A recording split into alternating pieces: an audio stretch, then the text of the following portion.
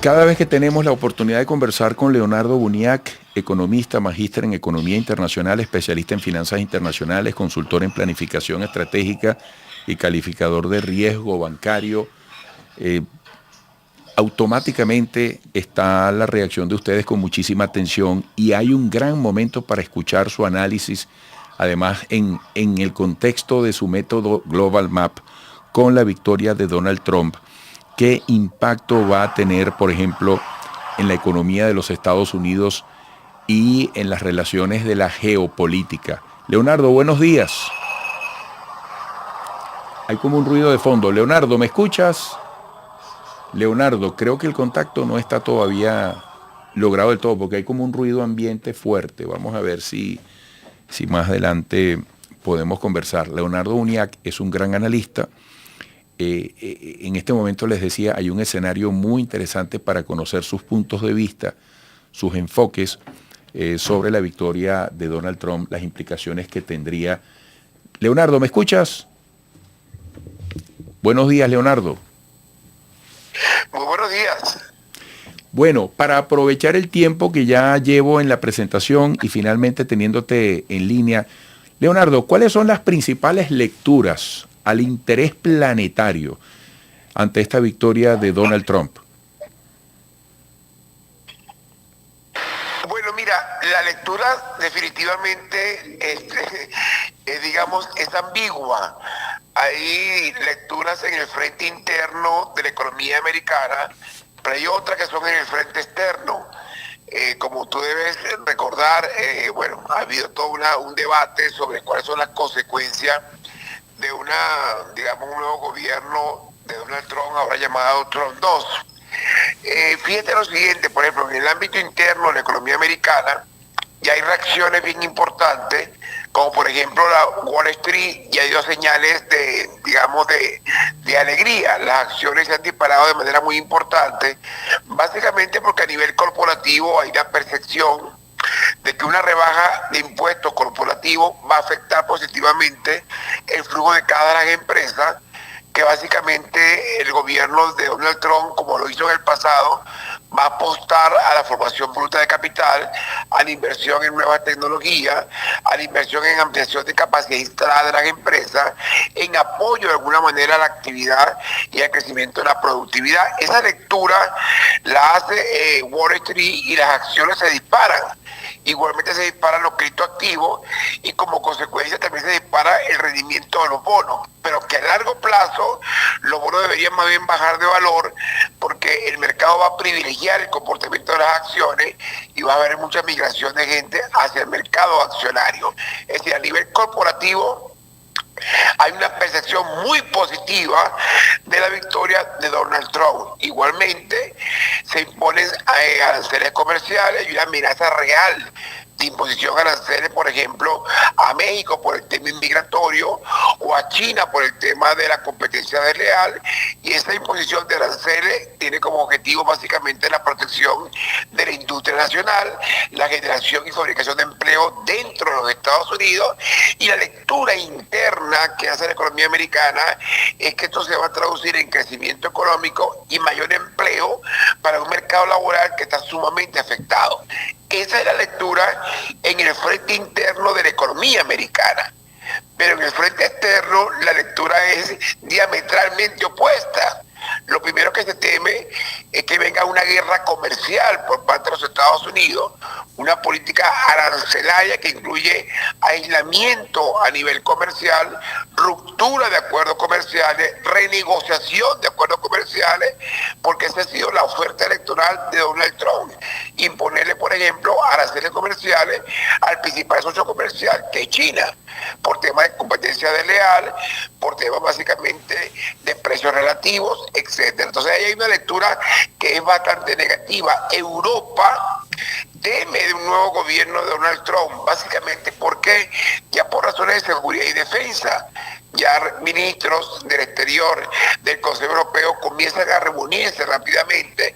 El presidente Macron pide urgentemente una reunión del Consejo Europeo para empezar a hablar de la defensa de Europa, porque básicamente un nuevo gobierno de Donald Trump va a apuntar a un debilitamiento de la OTAN.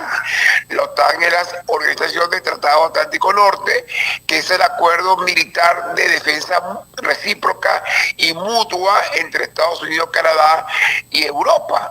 Y básicamente es porque el artículo 5 de la Constitución de la OTAN obliga a que los países aporten en presupuestos de gasto y defensa cerca del 3% del PIB, y toda Europa lo ha incumplido con excepción del Reino Unido y de Estados Unidos. Entonces, obviamente, la presión del presidente Trump en su oferta electoral como candidato era básicamente: nos vamos a salir de la OTAN o vamos a reducir nuestra participación efectiva en la OTAN si Europa no hace los aportes económicos en el presupuesto de defensa. En otras palabras, un debilitamiento de la OTAN frente a lo que se considera una amenaza de la Federación Rusa por el conflicto Ucrania. Entonces, básicamente, como te das cuenta, hay lecturas muy importantes tanto en el frente externo como en el frente interno de la economía americana. En lo interno, la economía americana dice sí a Trump porque va a haber crecimiento y empleo, porque el mercado bursátil así lo percibe y así lo expresa, pero en el frente externo se observan que vienen guerras comerciales, que vienen amenazas de un posible aislamiento de los Estados Unidos para concentrarse en sus temas internos, para concentrarse en América primero, para concentrarse en temas internos. Y por supuesto, el tema migratorio es otro tema sumamente importante, que ya el presidente Trump ha hablado de, por supuesto, actuar en ese sentido. Leonardo Boniac, muy sensibles puntos todos los que has tocado en las lecturas posibles. Un hombre de 78 años de edad, entre los 500 más ricos del mundo, ya con una gestión como presidente, bueno, enredado en temas legales, insiste y logra una contundente victoria. Conocido además por posiciones extremistas, contundentes. Tú has hecho este análisis de escenario. Hay quienes piensan que esta vez la gestión puede marcar diferencias importantes desde la flexibilización, desde el replanteamiento en las distintas relaciones que implica tener ese poder en los Estados Unidos. Tú, como un especialista también en el tema de la geopolítica, ¿cómo ves esa posibilidad de un Trump distinto para lograr entendimientos, para lograr soluciones en las relaciones exteriores? Sí, yo estoy de acuerdo totalmente contigo. Hay un tema de madurez. En ese cargo se aprende, Eduardo. Sin duda que en esa silla, sentadito allí, se aprende. Pero también recuerda que el presidente de los Estados Unidos es posiblemente el hombre más solitario del planeta, ¿no? Es muy complicado estar allí. Así es. En este momento se abren desafíos externos sumamente importantes para un gobierno que comienza en el año 2025 y termina en el año 2029. ¿Y cuáles son esos desafíos en el ámbito geopolítico? Tienen un conflicto Ucrania-Rusia que obviamente aún no termina, que pareciera que no le conviene a nadie que termine. Tienen un conflicto o un contencioso en el 2027, 2028, 2029, que son las aspiraciones, las reivindicaciones que China hace sobre la reincorporación de la isla rebelde de Taiwán. Tienen un conflicto abierto, sumamente complejo, un viaje a ninguna parte, que es el conflicto del Medio Oriente, que comienza con el conflicto palestino-israelí, pero que ya, como sabes, ha escalado regionalmente con la participación de la República Islámica de Irán, los hutíes en Yemen, la Yihad Islámica y el Hezbollah en el sur del Líbano. Tienes conflicto en el mar Báltico por las presiones que hay de Rusia sobre los países bálticos como Estonia, Lituania. Entonces, Letonia tiene realmente tiene complicaciones muy importantes en el ámbito geopolítico, pero también tiene complicaciones implicaciones en el ámbito geoeconómico. Una Europa que no se recupera todavía, que no rompe el ciclo recesivo, y por supuesto una República Popular China que tiene aspiraciones de convertirse en la primera potencia del planeta. Esto requiere una maniobra realmente importante. Tienes el tema sin duda interno de los Estados Unidos, de una economía que está muy frágil, que está pidiendo a gritos mejorar el tema del empleo. Trump gana Nevada fundamentalmente porque Nevada es el estado con el mayor desempleo de los Estados Unidos, y esto es lo que entonces de alguna manera te indica que Estados Unidos va a privilegiar, que Donald Trump va a privilegiar el América, el First America, el América primero, y es obviamente que se va a concentrar en los grandes asuntos internos donde estuvo marcada su oferta electoral. Por eso es que tú ves ayer a Macron pidiendo con urgencia una reunión del Consejo Europeo, porque lo que viene es un debilitamiento de la OTAN en un contexto geopolítico muy complicado. ¿Y por qué el debilitamiento de la OTAN? No porque Estados Unidos se va a salir de la OTAN, sino que Estados Unidos le va a exigir a la OTAN, le va a exigir a los miembros del Consejo Europeo pongan la misma cantidad de dinero en gasto de defensa que lo hacen los Estados Unidos.